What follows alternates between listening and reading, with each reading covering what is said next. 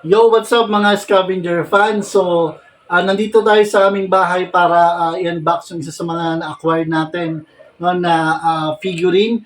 Nga pala, salamat din kaya ating boss Chris Umali na nag-introduce sa atin ng story ng Avengers, yung mga timeline niya. No? So, na-inspire din tayo kaya nag-acquire din tayo ng mga laruan at the same time. Ito nga yung pinakamalaki natin. Actually, gusto natin kumpletuhin yan pero at least nakakapag-acquire na tayo ng isang member ng Avengers. So life size siya no, na figurine.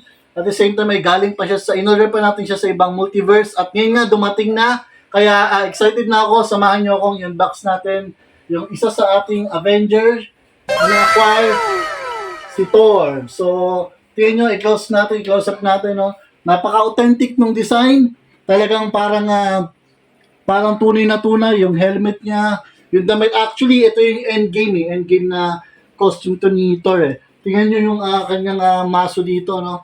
Kakaiba yung sandata niya, bakal na bakal, no? Para siyang gawang Pinoy pero okay siya, authentic. Yung texture din, maging yung balat niya, para i-focus mo sa may balat niya. So tingnan nyo, para siyang tao talaga, malambot.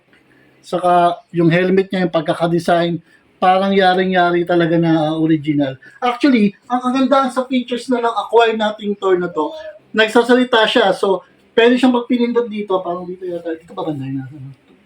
Siguro dyan sa gitna. Dito na, baka masira na. Natatakot ako eh. Oh. What's up, Madam People?